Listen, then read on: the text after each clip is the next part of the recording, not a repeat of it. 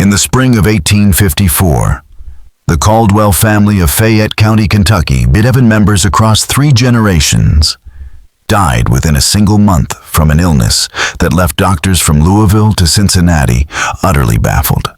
Each suffered the same horrifying sequence of symptoms: painful skin irritation that erupted into sores, raging fever hallucinations, and finally, death. What made the tragedy even more chilling was that every victim had been wearing garments recently sewn by the same hands. Authorities quickly buried both the family and the case. But letters uncovered decades later revealed a truth that had been deliberately concealed.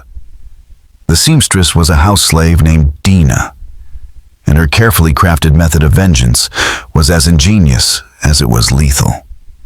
The Caldwell plantation stretched over 2,300 acres of fertile bluegrass country southeast of Lexington, one of the wealthiest estates in Fayette County. Towering tobacco fields, vast hemp operations, a lumber mill, and a bourbon distillery made Samuel Caldwell one of the most prosperous and ruthless slaveholders in central Kentucky. By 1854, he owned 57 enslaved people and ran his estate with cold efficiency, treating human lives as little more than investments. His wife, Margaret Henley Caldwell, carried the same brutal mindset, ruling the household with an iron hand while her husband oversaw the fields. Their family embodied the future of Kentucky's planter elite. Samuel's mother, Constance, still sharp at 74, upheld strict traditions of absolute authority. Their children, Thomas, the ambitious and cruel law student; Mary Elizabeth, the sought-after belle, preparing for a powerful marriage alliance; and Samuel Jr., already learning the harsh mechanics of plantation management, stood ready to inherit both wealth and power. Even Margaret's unmarried sister Catherine had been drawn into the household, ensuring the family's dominance remained unbroken. But beneath the grandeur of their Georgian mansion and the endless sweep of their fields, resistance was quietly taking shape. Dinah's vengeance would not only bring down the Caldwell family, but also reveal a hidden chapter of defiance within the walls of the antebellum South, where intelligence and desperation converged to deliver the most chilling form of justice. At 28, Catherine had turned down multiple marriage proposals, preferring the comfort of independence, while still enjoying the authority that came with living in the Caldwell household. Though she owned no estate of her own, her position allowed her to command enslaved people without responsibility for their upkeep. And she wielded that power with a cruelty that was infamous even among Kentucky's planter class.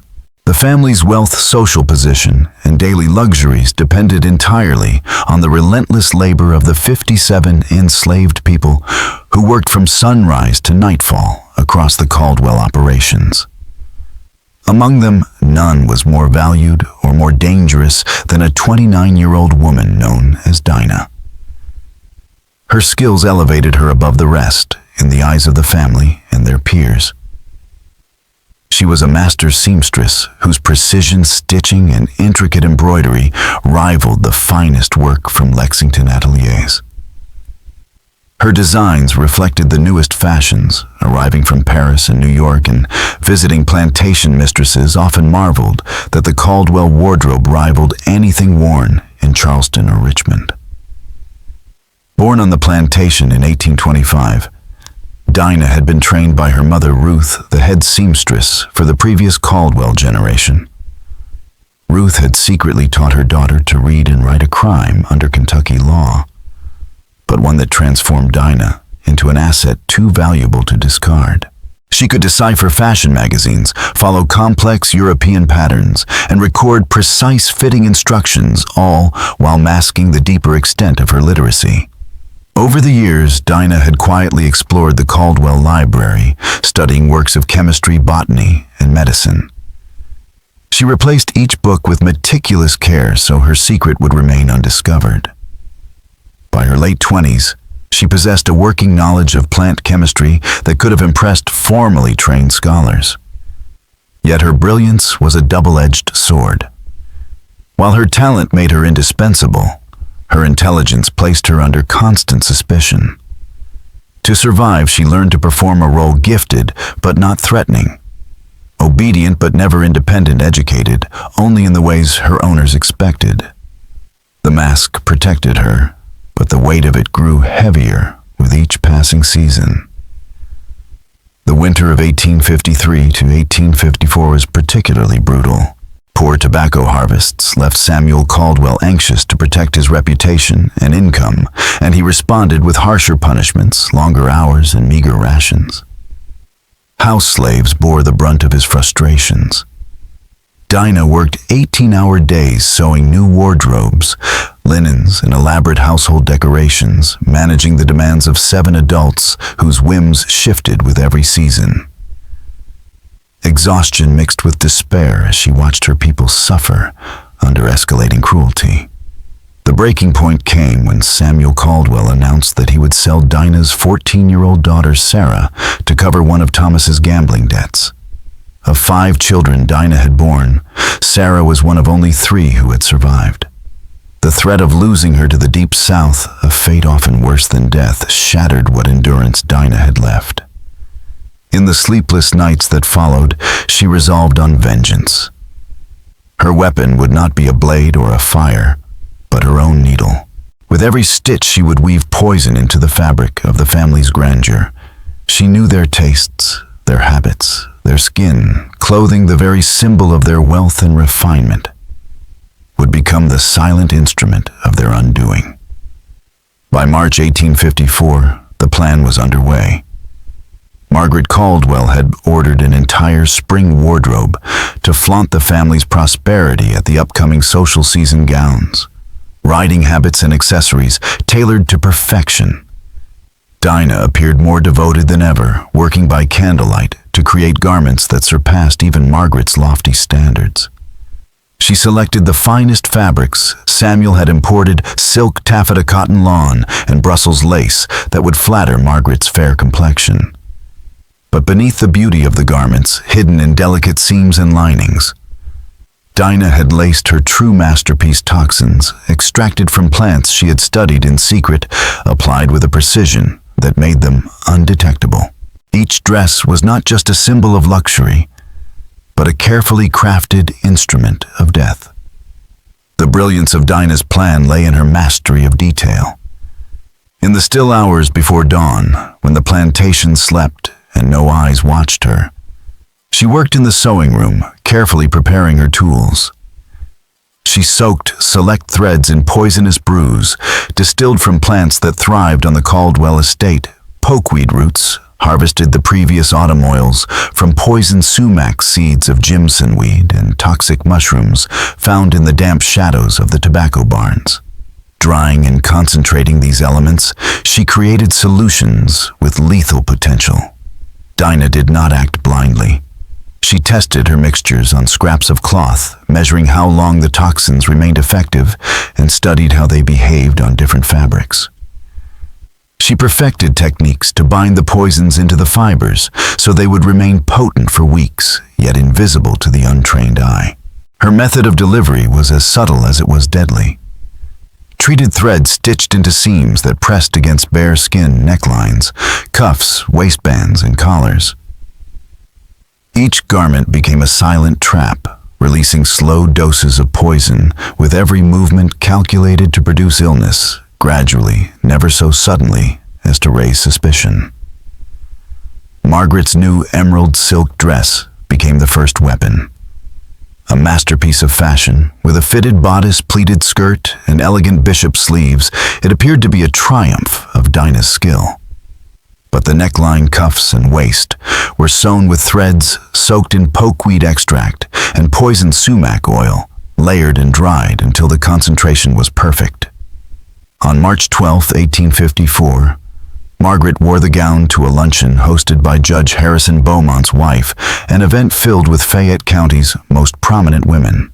The dress dazzled the gathering, drawing praise and envy, with some ladies even inquiring if Dinah might be available for commissions. Margaret basked in the admiration, unaware that her proud display marked the beginning of her downfall.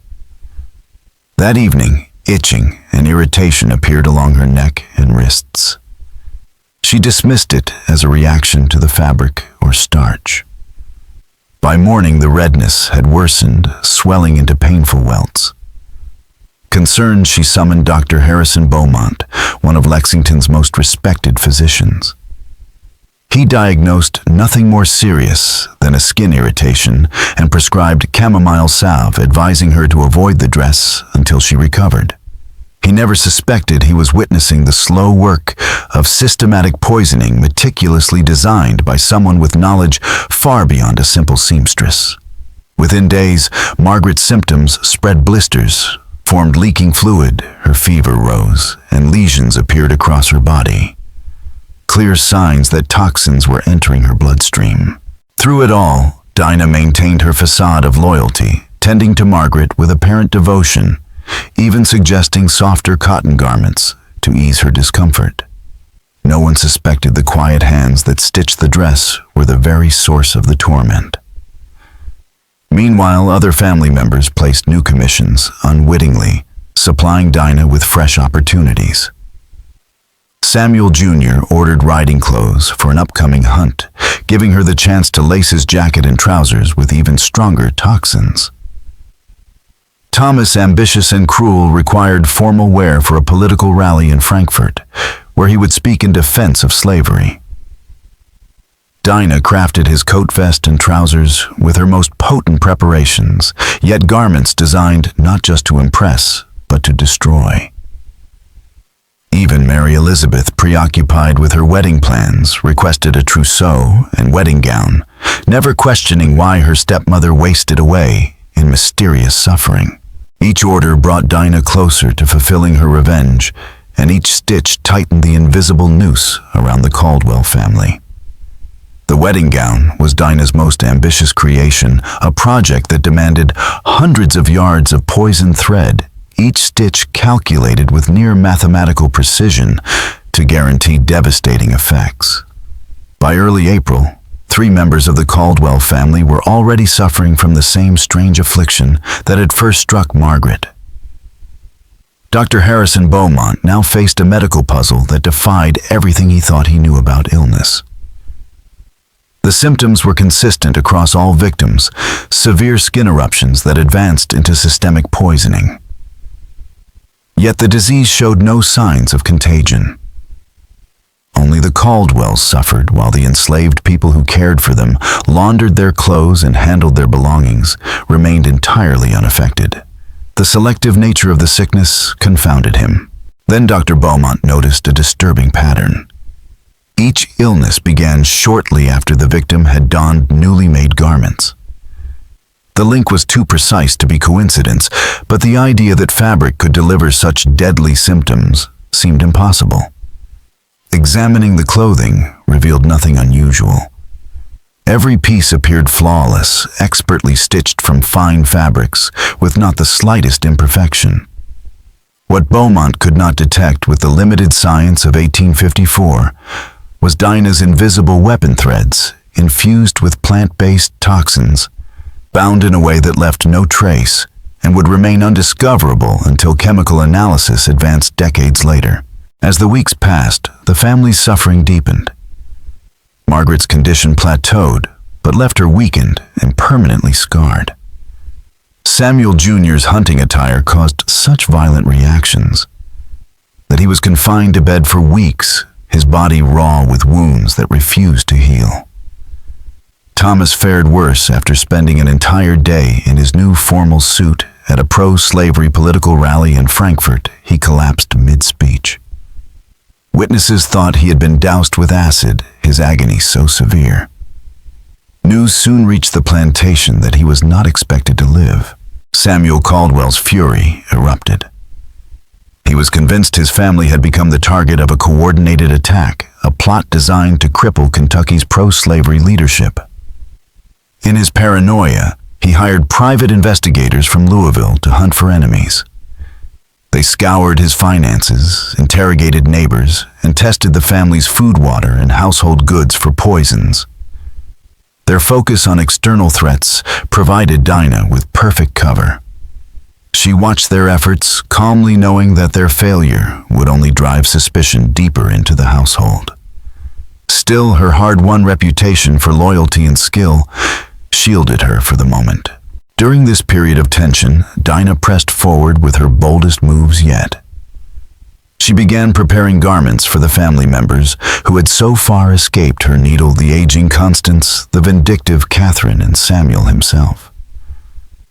These final pieces reflected everything she had learned: precise dosages, carefully calculated timing, and perfected techniques of application. But the burden of maintaining her mask was beginning to crack her composure. The double life, dutiful servant by day, secret executioner by night, took its toll. Subtle shifts in her behavior emerged, changes that might have warned more attentive masters. Yet the Caldwells, consumed by paranoia and blind to the humanity of those around them, noticed nothing. Dinah's revenge was entering its most perilous stage. The investigators' failure to uncover outside enemies meant only one thing: soon their attention would turn inward.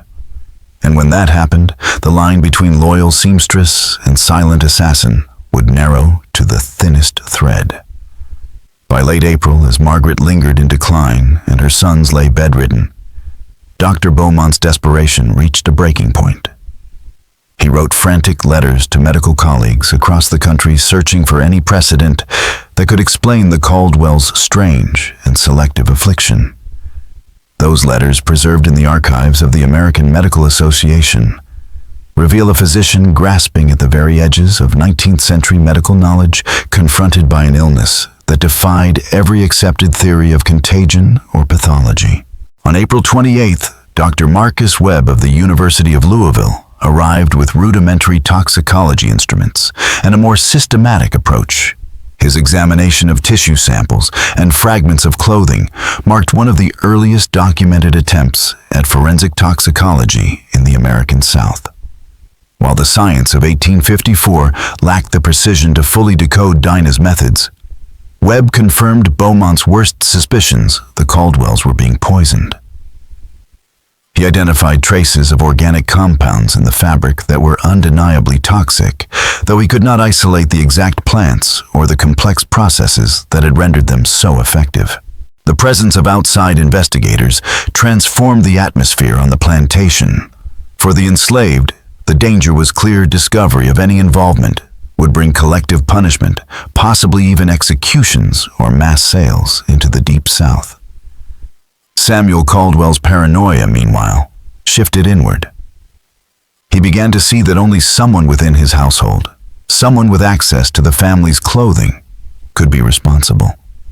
The precision of the poisonings, their confinement to his bloodline, and the intimate knowledge of habits and preferences pointed toward an insider with both opportunity and skill. On May 1st, Sheriff Benjamin Hargrove of Fayette County arrived with federal marshals, citing suspicions of similar poisonings in nearby counties. Their presence escalated the situation from a medical mystery to a full criminal investigation. Samuel still clung to the idea of external enemies targeting his political influence. But Deputy James Fletcher, more experienced in crime than politics, quickly saw inconsistencies. The evidence suggested not outside saboteurs, but someone with long-standing access, keen observation, and deep familiarity with Kentucky's toxic flora. Through it all, Dinah maintained her mask of loyalty. She continued sewing, tending, and showing concern for her masters, even as she quietly monitored the investigators' movements. To white observers, her composure seemed natural, even commendable. But among the enslaved, small cracks were visible. Solomon Wright, a 73-year-old elder who tended the plantation's herb garden, began to see through her facade. With decades of experience in plant medicine, Solomon recognized the subtle patterns: Dinah's selective gathering of pokeweed sumac and other dangerous plants under the guise of dyeing cloth, or preparing remedies, and the uncanny timing between her activities and the Caldwells' declining health. Solomon's realization placed him in a profound moral dilemma. He understood better than the white investigators what Dinah was doing, and he recognized the brilliance of her methods. Yet he also knew the danger her actions posed for the entire enslaved community should her plot be uncovered.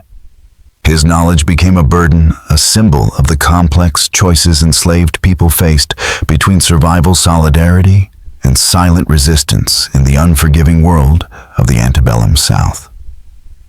Solomon Wright's dilemma deepened as spring gave way to May. He despised the Caldwells who had ruled through cruelty for decades. Yet he knew that if Dinah's secret was exposed, the punishment would be collective and merciless. In Kentucky in 1854, even rumors of a slave uprising often ended in mass executions or wholesale sales to the Deep South. White authorities would not distinguish between guilty and innocent. The entire enslaved community would be made to pay. Solomon's knowledge became a torment, forcing him to choose between silence, which meant complicity in further murders, or disclosure, which guaranteed brutal reprisals against dozens of people who had no part in Dinah's campaign. His inner conflict reflected the cruel psychological traps of slavery, where every choice carried unbearable consequences. Meanwhile, Dinah pressed forward with chilling precision.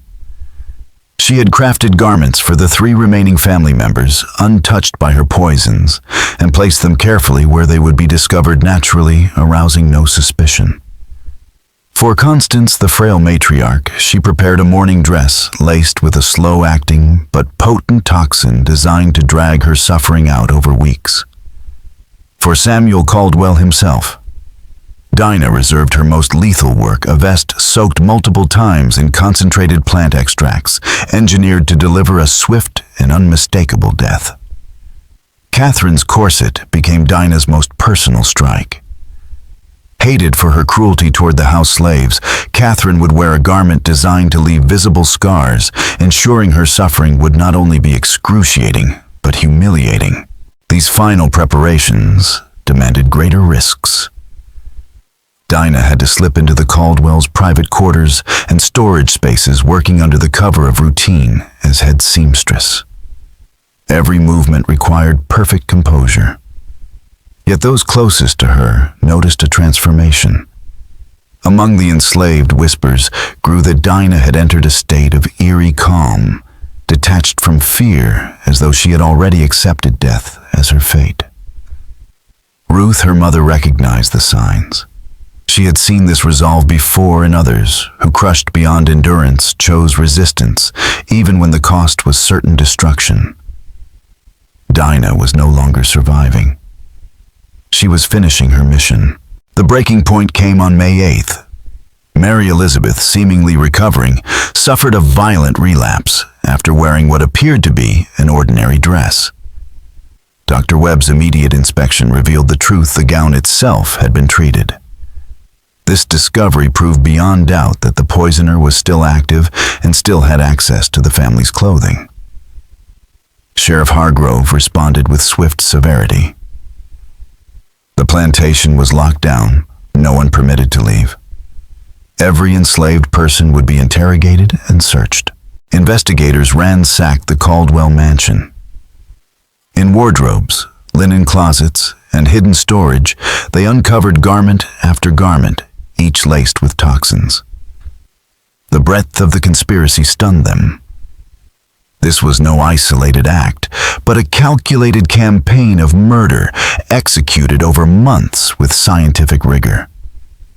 Dr. Webb's analysis revealed at least 7 different poisonous plants combined in ways that amplified their effects far beyond their natural potency. Each garment displayed subtle variations in method and dosage, clear evidence that Dinah had been experimenting systematically, refining, testing, perfecting. By May 9th, the search laid bare the staggering scope of her work. The Caldwells' own house had become a laboratory of death, each article of clothing a carefully engineered weapon.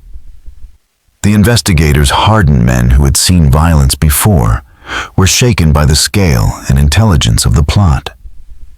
What they uncovered was not simply murder, but an unprecedented act of scientific resistance, a campaign so deliberate and inventive that it would enter history as one of the most disturbing chapters of antebellum America. When investigators pried up the loose floorboards in Dinah's quarters, they found the most damning evidence of all pages of notes written in her careful hand filled with observations formulas and experiments that revealed an astonishing grasp of chemistry and botany. University-trained physicians who examined the documents admitted that her understanding of toxicology exceeded anything they had encountered outside academic laboratories.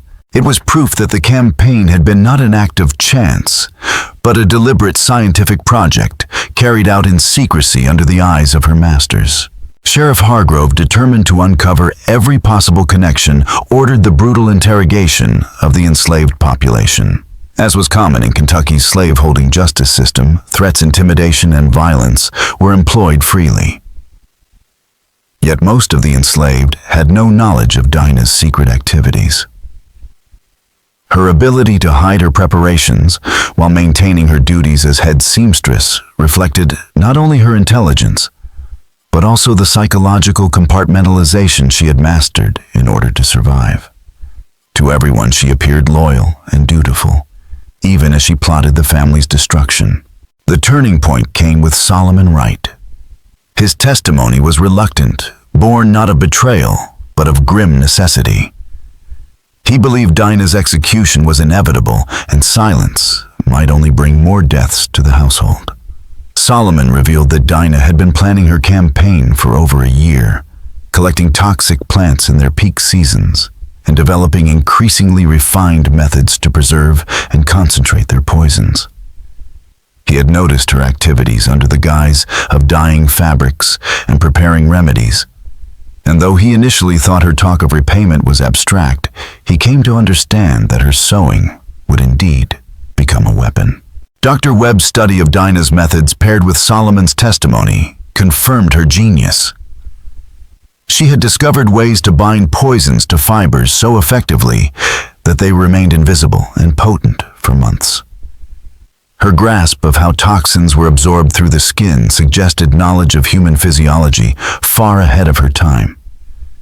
Investigators realized they were not dealing with a desperate act of violence, but with one of the most advanced and methodical poison campaigns ever attempted in the antebellum South. Her notes revealed more than just science, they revealed purpose. Dinah did not see her acts as personal vengeance alone.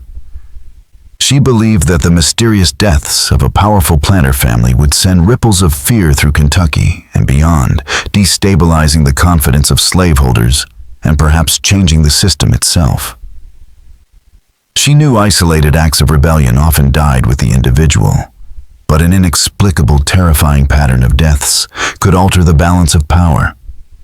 In this, she revealed a political sophistication that shocked her interrogators. The writings also made clear the deep well of pain that fueled her. The sale of her younger brother, the looming sale of her daughter Sarah, and years of watching others, whipped, starved, and broken, had turned her grief into calculation.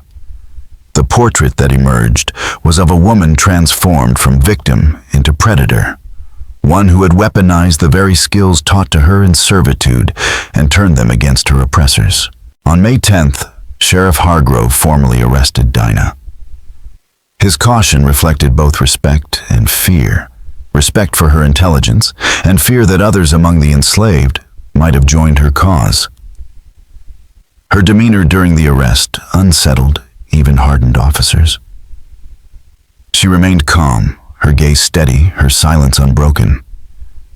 During questioning, she spoke with precision, neither confessing nor denying, but revealing a chilling knowledge of legal processes and constitutional protections she should never have had access to. To those who witnessed it, Dinah's composure suggested something almost superhuman.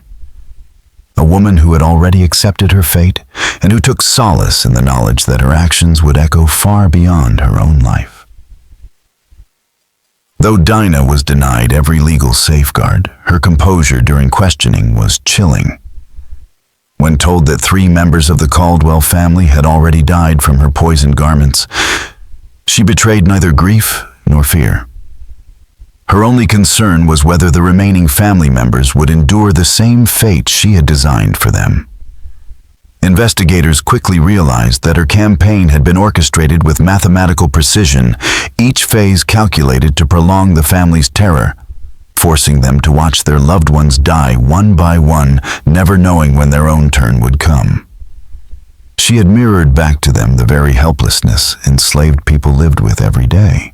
Dr. Webb's continued study of her toxic preparations revealed that Dinah had manufactured far more poison than the Caldwells alone required.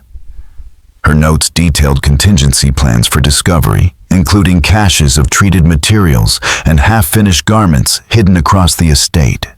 These reserves ensured that her work could continue even after her death. Searches of the mansion barn cellars and abandoned slave cabins uncovered stockpiles of soaked threads, plant concentrates, and hidden dresses prepared for future victims. What emerged was the blueprint of a campaign far broader than the destruction of one household. Among the most shocking discoveries were garments sized for children, suggesting Dinah had intended to target not just the Caldwells, but the next generation of slaveholders. More disturbing still was evidence that her methods might not have been unique. Letters hidden among her belongings, written in coded language, revealed communication with enslaved people on neighboring plantations. What at first appeared to be harmless discussions of remedies and dyeing practices proved under Webb's analysis to be veiled instructions for creating potent toxins and binding them to fabric. Dinah's notes showed her determination to weaponize not only her own skills, but to share that knowledge with others who might resist in the shadows. By May 11th, what had begun as a local criminal inquiry had exploded into a crisis of national significance. Reports surfaced of similar unexplained deaths in counties across Kentucky and southern Ohio. Identical symptoms, identical circumstances, each case linked to newly made clothing sewn by enslaved seamstresses. Investigators now recognized a pattern they had been blind to before. The possibility that an organized resistance network existed, hidden in plain sight, operating through the domestic labor slaveholders. Trusted most through the region into chaos. Federal marshals arrived from Louisville and Frankfort, and the case escalated to the highest levels of scrutiny. Marshal William Henderson, a seasoned investigator of conspiracy cases, took personal control. His team's systematic collection of evidence revealed what appeared to be an underground web of literate enslaved people, quietly sharing knowledge of toxic plants and preparation methods hidden within the innocuous language of letters about healing herbs and fabrics. The sophistication of the system impressed even federal agents. They were forced to admit that an intelligence network had grown under slavery's harsh restrictions, defying the assumption that literacy and organization could be stamped out entirely. The psychological aftershocks of this revelation rippled outward. Within the enslaved community, Dinah's actions inspired both admiration and dread. Some whispered that she had struck a blow for all enslaved people, while others feared the retribution her defiance would unleash. Among white families, the effect was devastating. Panic spread across Kentucky's planter society as trust in their most loyal servants shattered overnight. House slaves who had sewn clothing for years were dismissed en masse, wardrobes were torn apart in paranoid inspections, and wealthy families began ordering finished garments from northern factories rather than risk the invisible dangers of their own seamstresses' needles. Dinah's campaign had begun as one woman's act of vengeance, but by the time investigators uncovered its scope, it had become something much larger, a revelation that resistance was not always open rebellion or escape, but could be hidden in stitches woven into fabric and worn against the skin. It was proof that intelligence and quiet defiance could be just as threatening to slavery as chains broken by force. The collapse of trust that underpinned the entire plantation system reached its most dramatic point during Margaret Caldwell's confrontation with Dinah on May 13th. Frail, scarred, and furious, Margaret insisted on facing the woman she had once entrusted with her most personal possessions. What followed was not a scene of pleading or denial, but of cold truths. Margaret accused Dinah of betrayal, of biting the hand that had provided for her. Dinah's reply cut through the hypocrisy with devastating clarity. The Caldwells had provided her nothing but survival in exchange for labor they believed they owned. Her words laid bare the moral rot of slavery, exposing the illusion of benevolence that white families used to justify their power. With startling composure, Dinah explained her motivations, not in rage, but in chilling calm. She described years of cruelty, the sale of her brother, the looming sale of her daughter, and the endless humiliations endured in silence. She admitted she had chosen the Caldwells' vanity as her weapon, knowing their obsession with fashion would make them eager to wear her garments, never suspecting that pride itself would carry the seeds of their destruction. What emerged was a portrait of a woman transformed, no longer victim, but architect of terror, wielding intellect and skill to dismantle those who had enslaved her. The following day, May 14th, word arrived from Frankfurt. Thomas Caldwell was dead. His collapse at the political rally had ended in days of agony, and no physician could halt the ravages of the poisons sewn into his formal wear. For Dinah, his death was not mere vengeance, but completion. Her notes revealed he had been her most important target, not just for his cruelty, but for his ambition to expand slavery westward. Killing him in public at a rally for pro-slavery candidates was her way of sending a message far beyond the walls of the plantation. Dr. Webb's final reports confirmed what investigators had already feared. Dinah's work was decades ahead of its time. Her concentrated toxins, preserved for long-term potency and bound invisibly to fibers, would not be replicated by professional chemists until the 1870s. Even her understanding of how poisons traveled through the body challenged the era's medical science. Yet Kentucky law offered only one sentence for an enslaved person convicted of killing a master: death by hanging, often preceded by torture, meant to root out co-conspirators and terrify others into submission. Dinah's execution was set for May 20th, but Dinah was as deliberate in facing death as she had been in delivering it. She spoke with the calm assurance of someone who had already made peace with her fate, refusing to reveal anything that might implicate others. Then on May 18th, 2 days before the gallows, she made a final request that stunned even her hardened interrogators. She asked to examine the bodies of the Caldwell dead, claiming she could identify patterns in their suffering that investigators had overlooked. Marshal Henderson was prepared to dismiss the request as a delaying tactic. But Dr. Webb argued that her knowledge might provide insights into preventing future poisonings. Reluctantly, permission was granted. The grim procession moved into the Caldwell family crypt. By torchlight, Dinah studied the corpses of Thomas Samuel Jr. and Mary Elizabeth with the same clinical detachment she had shown in her sewing room. Her explanations turned the chamber into a macabre lecture. Thomas, she explained, bore the marks of her most concentrated formula, crafted for quick collapse and inevitable death. Mary Elizabeth's body revealed toxins designed to sterilize, ensuring no children would inherit the Caldwell legacy. Samuel Jr.'s ravaged flesh told of poisons intended to prolong agony, dragging out both his pain and the terror of those who watched him die.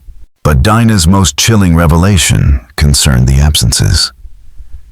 She calmly informed the investigators that the crypt did not hold all of her victims. Her campaign, she explained, had reached beyond the Caldwell bloodline. Those who had profited from the sale of enslaved children, or who had inflicted cruelty on the quarters, had also been targeted. Some of them, she claimed, had already died under mysterious circumstances that local doctors could not explain. Her poisons, she said, had traveled farther than the Caldwells ever imagined. What investigators had believed to be the unraveling of a single plantation family was in that moment revealed to be something much larger: a campaign that had crossed boundaries of blood business and politics. And Dinah, standing unflinching among the dead, made it clear the true scope of her revenge was only just beginning to be understood. By mid-May, investigators realized Dinah's campaign had not been confined to the Caldwells. Her calm disclosures revealed that Judge Harrison Beaumont, elder brother of Dr. Beaumont, and a man infamous for tearing enslaved families apart in court, had already fallen victim. Months earlier, the Caldwells had presented him with a new judicial robe sewn by Dinah. Its threads had been soaked in a slow-acting preparation designed to mimic the decline of age. When a messenger arrived in Lexington to warn him, it was too late. Judge Beaumont had died 2 days earlier, his physician attributing the death to heart failure. Dinah's description of the specific toxins matched his symptoms with unsettling precision. Jonathan Pemberton, Mary Elizabeth's fiancé and heir to a neighboring plantation, was also among her targets. His courtship gifts of clothing stitched by Dinah had been treated with subtler poisons intended to render him sterile and eventually kill him. Jonathan had indeed been ailing, chalking his decline up to grief and stress. But Dr. Webb's examination of his garments confirmed the same chemical traces found in the Caldwell clothing, though in more carefully measured concentrations. Most disturbing of all was Dinah's revelation that she had extended her reach far beyond the plantation. Through her reputation as a seamstress of extraordinary skill, she had access to visiting politicians, judges, and planters. Garments she had crafted as gifts or commissions carried her poisons into the wardrobes of Kentucky's elite. Some were prepared for swift, terrifying death. Others for slow decline masked as natural illness.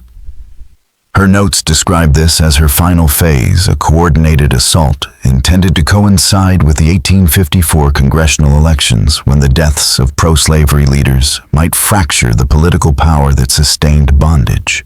Sheriff Hargrove's expanded investigation across central Kentucky revealed the truth of her words. Reports of mysterious deaths among influential families over the past year bore the same hallmarks. Strange skin eruptions, systemic failure, inexplicable decline. Federal marshals confirmed similar patterns across neighboring states. Governor Lazarus Powell declared martial law in 5 counties, deploying militia to scour plantations for evidence of resistance. Yet the panic only grew. Dinah's methods had demonstrated that literacy, intelligence, and organization among enslaved people could foster a network of resistance far more sophisticated than slaveholders had ever imagined.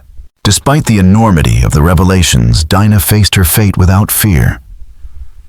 On May 19th, the night before her execution, she issued a final statement, cold, unflinching, and unforgettable. She declared that slavery itself had sown the seeds of her vengeance, and that as long as cruelty endured, resistance would take root in one form or another. The next morning, May 20th, 1854, more than 200 spectators gathered to witness her hanging. Planters' officials and onlookers came to see the woman newspapers branded the mastermind of the most diabolical slave conspiracy in American history. But the spectacle did not end as her captors intended. Dinah mounted the gallows with calm dignity and delivered a final message that turned the crowd silent. Slavery thrived on fear and violence, she said, and it would ultimately perish by them. She warned that her methods would not die with her, that others would learn and strike again. Her body fell, but her words lingered. In the days and months that followed, paranoia swept through Kentucky's planter class. Seamstresses were dismissed, wardrobes burned, and northern merchants flooded the region with factory-made clothes. But no measures could erase the memory of one enslaved woman who had transformed needle and thread into instruments of political warfare. On the gallows, Dinah spoke not of vengeance, but of justice. Her voice, steady and unbroken, carried across the crowd of planters, politicians, and spectators who had gathered to see her die. "You have taught us that human beings can be property, she declared. You have shown us that families can be separated for profit, that children can be sold like livestock, that human suffering is acceptable when it serves white interests. I have simply used your own lessons to teach you what it feels like to be powerless in the face of systematic cruelty. Reporters and government officials dutifully recorded her words. Though most accounts were quickly suppressed, deemed too dangerous to circulate. Those pages, rediscovered decades later, would stand as one of the clearest articulations of slave resistance philosophy ever preserved. Her execution did not end the terror she had unleashed. The investigation that followed confirmed the full scope of her campaign. Dr. Webb and federal authorities linked her methods to a series of mysterious deaths in neighboring counties. At least a dozen prominent slaveholding families had lost members in circumstances now recognized as deliberate poisonings. More than 30 cases across Kentucky and southern Ohio bore the same signature slow, agonizing decline after wearing garments sewn by enslaved seamstresses. Dinah had not been alone. Her techniques had been shared through covert networks of literate enslaved people who cloaked their communications in the language of remedies and fabric dyes. What white society dismissed as innocent talk was in fact a sophisticated system of coded resistance. The psychological aftershocks rippled outward. Plantation households, once sustained by trust in enslaved domestic workers, descended into paranoia. Mistresses dismissed seamstresses who had served their families for years. Wealthy families ordered finished garments from northern manufacturers at great cost, convinced that every stitch from enslaved hands might carry death. Wardrobes were inspected, closets ransacked, and everyday routines fractured by suspicion. The quiet trust that had allowed slavery to operate efficiently, granting enslaved people access to kitchens, nurseries, wardrobes, and intimate spaces, was gone, replaced by fear. Profits declined as costs rose, but more damaging was the constant psychological burden on the white families who could never again fully trust those who lived within their walls. Among the enslaved, Dinah's legacy was complex. Solomon Wright, the elderly man whose reluctant testimony had confirmed her methods, lived only 3 more years, dying in 1857. Some remembered him as a betrayer, the man who had exposed a heroine of resistance. Others saw him as a man who tried to spare innocence from the brutal reprisals that would inevitably follow. His life and death embodied the impossible moral calculations forced on enslaved people, where silence and speech alike could destroy lives. The surviving Caldwells never recovered. Margaret lived on in frail health, scarred in body, and in reputation haunted by the knowledge that her vanity had made her vulnerable. Catherine bore her own scars, both physical and social, as whispers of Dinah's revenge followed her. Samuel Caldwell, once one of Kentucky's most respected planters, saw his empire decline under the shadow of paranoia and distrust. The dynasty he had sought to build unraveled in the wake of Dinah's campaign, leaving the family a shell of its former power. This conclusion ties the story together with a powerful mix of history, mystery, and moral weight. Samuel's retreat to California, Margaret's scarred decline, Catherine's permanent damage, and Constance's quiet death show how Dinah's campaign achieved its central aim: the destruction of an entire dynasty that once epitomized Kentucky's planter class. The Caldwell plantation itself, left abandoned and feared, becomes almost a ghostly monument to her vengeance. Dr. Webb's scientific documentation ensures that Dinah's brilliance was not lost, even though her name was buried in suppressed records. His work advanced toxicology, ironically giving legitimacy to the innovations of a woman the law had condemned as property. The discovery of her correspondence network and the evidence of similar unexplained deaths across the region suggests that Dinah was only the most visible part of a larger, hidden resistance movement. The fact that other cases were never fully investigated or acknowledged speaks to how deeply white society feared the implications. The political and cultural impact of her story reached beyond the graves of her victims. Dinah's campaign shattered the myth of enslaved people's intellectual inferiority, proving that they could not only think strategically, but could wield knowledge as a weapon every bit as deadly as open rebellion.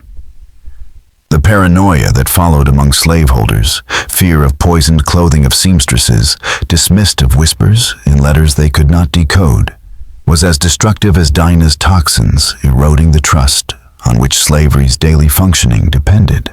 Her story's suppression for over a century reveals how threatening it was to America's self-image. It was easier to label her a criminal than to admit that her acts represented one of the most sophisticated forms of resistance in American slavery. Only with the civil rights movement did scholars begin to reevaluate her campaign for what it truly was, a chillingly intelligent response to generations of dehumanization. Today, with little left of the Caldwell estate but ruins and a neglected cemetery, the story of Dinah resonates as more than a tale of revenge. It is a reminder that oppression breeds resistance, and that the most dangerous resistance often comes not in battles or uprisings, but in the quiet, calculated acts of individuals who turn their oppressors' symbols of power into instruments of destruction. This narrative closes on the chilling thought you invite your audience to wrestle with. Was everything truly uncovered about Dinah's network? Or do the missing letters, the unexplained deaths, and the whispers in other counties suggest that her campaign was only one chapter in a larger story of resistance that history has yet to fully reveal? Thank you everyone for watching the whole video. Please like and subscribe to watch more good videos.